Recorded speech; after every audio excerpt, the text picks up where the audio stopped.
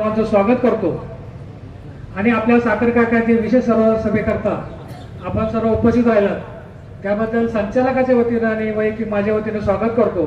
आणि आपल्याला या सभेसाठी पोस्टामार्फत नोटिसा पाठवलेल्या आहेत, तसेच दैनिक ऐक्य वर्तमानपत्रामध्ये सदरची नोटीस प्रसिद्ध केलेली असून कारखान्याच्या चिडबाई मार्फत ज्यांना पत्ता अपूर्ण आहे अशा सर्वजण समक्ष नोटिसा दिलेल्या आहेत।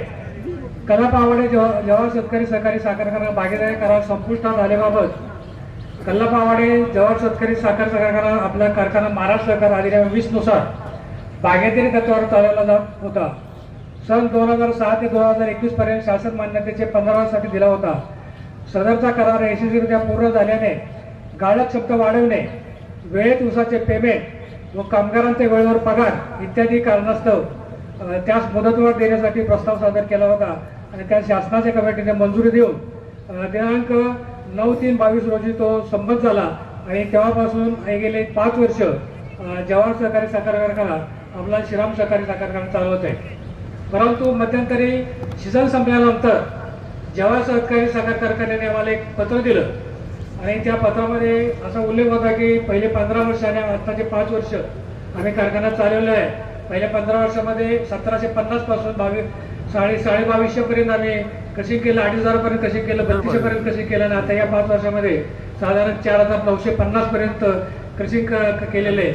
तरी सुद्धा त्यांनी दिनांक 9/3/22 रोजी भागीदारी करार संपुष्ट आणण्याबाबत आपल्याला पत्र दिलं ते 26/2/26 आणि या पत्रामध्ये त्यांनी असा उल्लेख केला की सद्यस्थितीमध्ये बदललेली जागतिक बाजारपेठ, साखरेचे अस्थिर दर, वाढता उत्पादन खर्च, हंगामाचा कालावधी कमी या सर्व गोष्टीचा विचार केला तर भविष्यामध्ये कारखाना चालवणं अवघड आहे आणि आम्हाला साधारण गेले 3-4 वर्ष बऱ्यापैकी तोटा झालेला आहे आणि या तोट्यामुळं करार संपुष्टात येत असल्याबद्दल त्यांनी आपल्याला कळवलं। येणे देण्याचा हिशोब काय असेल ते दोन्ही कारखान्याच्या लेखापरीक्षेच्या संमतीनं येणे देण्याचा परतावा आणि प्रलंबित देण्याचा हिशोब जमा खर्च करण्यात यावा असे नमूद केले आणि त्यांनी जवाहर कारखान्याने पत्र आणि शुगर कमिशनरने पत्र दिलं आणि दप्तरी नोंद ठरवण्यासाठी कळवलं। आता कारखान्यांनी पत्र दिल्यानंतर आमच्यामध्ये असा विचार झाला की ठीक आहे, जवाहर सोडून जाते, आपण कारखाना चालवायचा प्रयत्न करायचा आणि त्यासाठी आम्ही साधारण कारखान्याचे जिल्हा मध्यवर्ती बँकेकडे एक पत्रव्यवहार केला आणि त्या पत्रव्यवहारामध्ये आम्ही काही कर्जाची मागणी केली। त्यामध्ये पूर्वगामी कर्जासाठी कर्ज असेल, खेळते भांडवलासाठी कर्ज असेल, दीर्घ मुदत कर्ज असेल, हे कर्ज आम्ही जिल्हा बँकेला मागणी केली।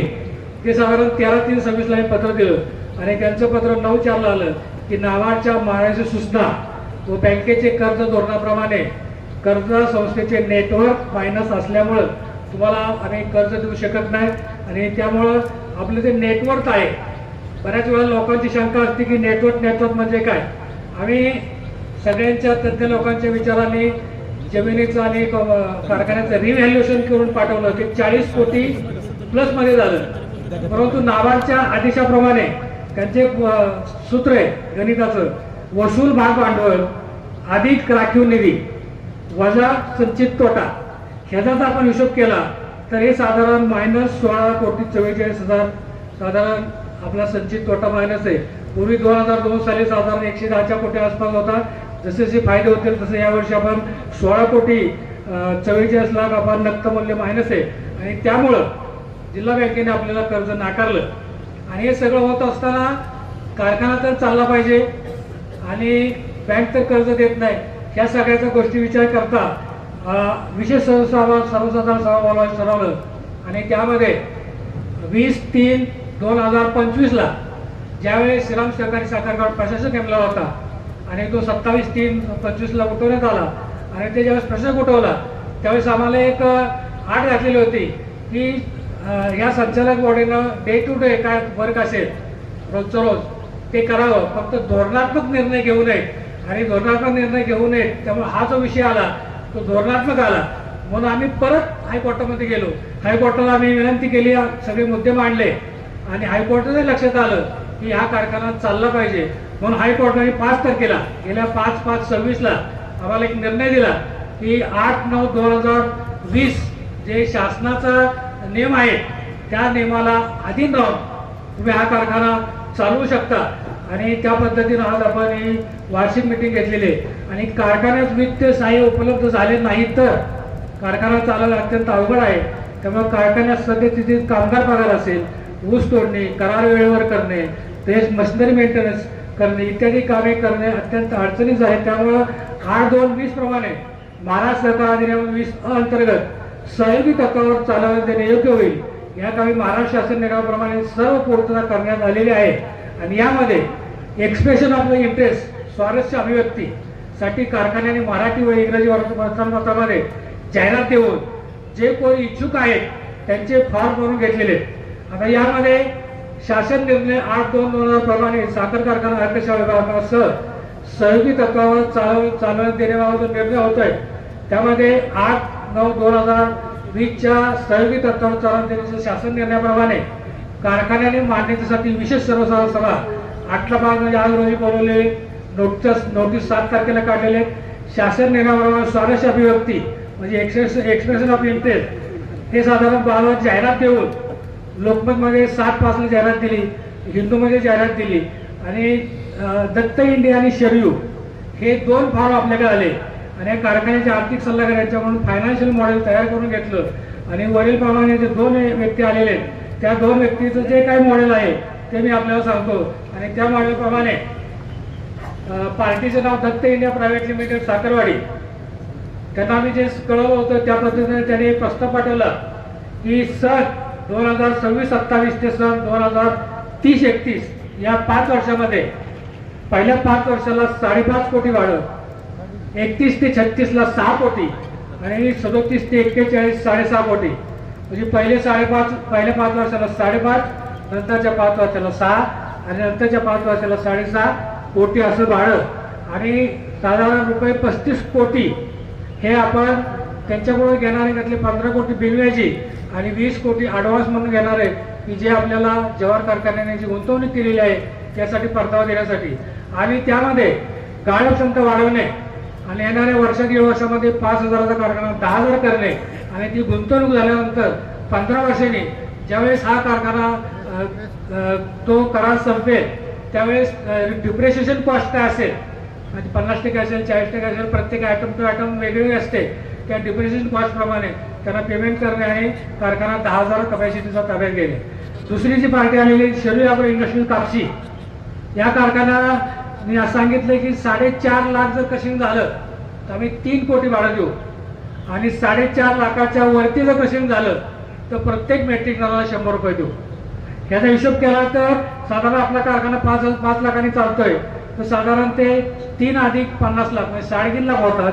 आणि अर्कशाख विभागाला 1 कोटी असं साधारण 4.5 कोटी भाडं होत आहे.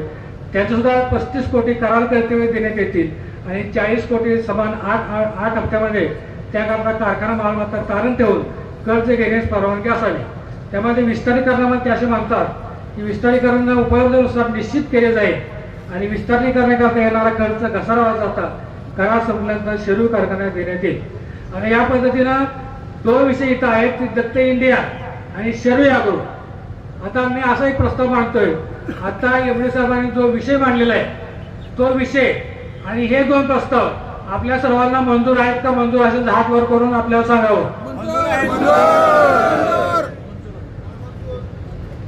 तर पहिला विषय मंजूर झाला. दुसरा विषय दत्त इंडियाला द्यायचं का शरयू ॲग्रोला द्यायचं? दत्त इंडिया. धन्यवाद. आमचा विषय समजा तुम्हाला बोलावं 100% संधी आहे. तर बाईक आहे आमचा विषय तिथं बाईक ठेवला तेव्हा तिथं साहेब तिथं बाईक ठेवलेला आहे. विषय अगोदर सर्वांना मंजूर आहे का? विषय सर्वांना मंजूर आहे का? विषय सर्वांना मंजूर आहे का? धन्यवाद. सभासदांनी परवानगी दिलेली आहे.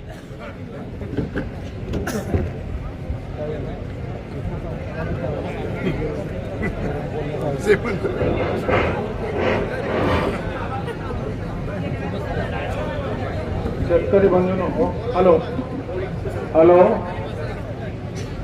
ठराव मंजूर नामंजूर हा विषय नंतरचा आहे. माननीय उच्च न्यायालय कोल्हापूर खंडपीठामध्ये हा निर्णय चर्चा झाली त्यावेळेस त्यांनी 8/9/2020च्या नियमानुसार आपल्याला जनरल बॉडी घ्यायला सांगितलेलं आहे आणि जनरल बॉडीच्या संमतीनंतर प्रस्ताव हा सरकारकडे जाणार आहे. तर तो होण्यापूर्वीच आपण एक्सप्रेस ऑफ इंटरेस्ट मागवू शकत नाही आणि जे काही एक्सप्रेस ऑफ इंटरेस्ट मागवले असतील तर ते ह्या ठिकाणी उच्च न्यायालयाच्या किंवा शासनाच्या धोरणानुसार चुकीचे होत आहे. त्यामुळं अगोदर तुम्ही जनरल बॉडीच्या बाबतीमध्ये ठराव घ्या, सरकारला पाठवा. सरकारचे अधिकार आहेत ते पुढच्या 15 वर्षामध्ये द्यायचं किंवा नाही द्यायचं. पहिल्या 15 वर्षामध्ये तो जो ऑपरेटर नेमायचा किंवा नाही भागीदार तत्वावर तो अधिकार आहे साखर आयुक्ताचा. त्याच्यानंतर तो अधिकार सरकारचा आहे, सरकारला विचारावं लागेल. कारण मागच्या वेळेस सरकारने जो काही ठराव केला होता त्यावेळेस शंभूराज देसाई साहेबांनी पालकमंत्री महोदयांनी जो काही निर्णय दिला होता की 200 रुपये टनामागे द्या, तशा प्रकारचा निर्णय झाला नाही. तो 1.5 कोटी प्रमाणे वर्षाला मिळावं अशा प्रकारचं तोंडाला पानं पुसली शेतकऱ्यांच्या आणि 1.5 कोटीमध्ये भागवलं प्रत्येक वर्षाला. आणि मध्येच या ठिकाणी तो ठराव भोसले साहेब तुम्ही जरा हा 7 वर्षाच्या विषयावर बोला.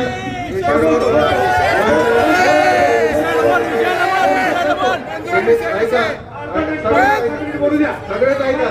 तुम्ही विषयावर बोलत नाहीये. बोलतो. ऐका, तुम्ही ऐका. आता तुम्ही ऐका.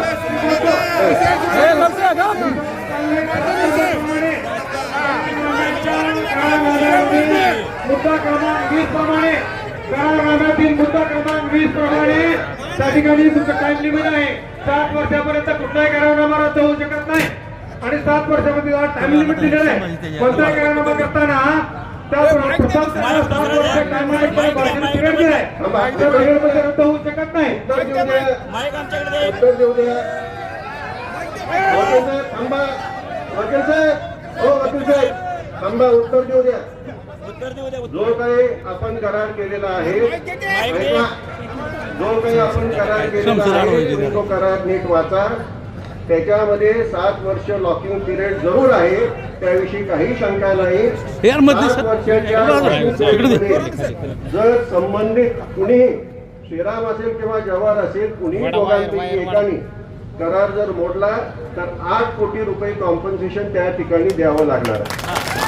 त्यामुळे हा करार जो मोडला जातोय, हा करार जो समापित करण्यात येतोय, हा जवाहरकडून येतोय.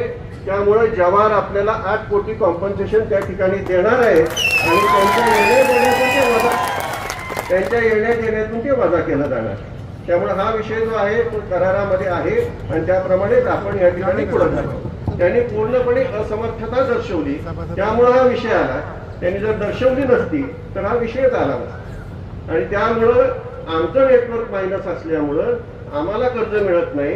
हा कारखाना चालू राहण्याच्या दृष्टीने, कामगारांचे पगार होण्याच्या दृष्टीने, तोडणी वाहतूकदारांची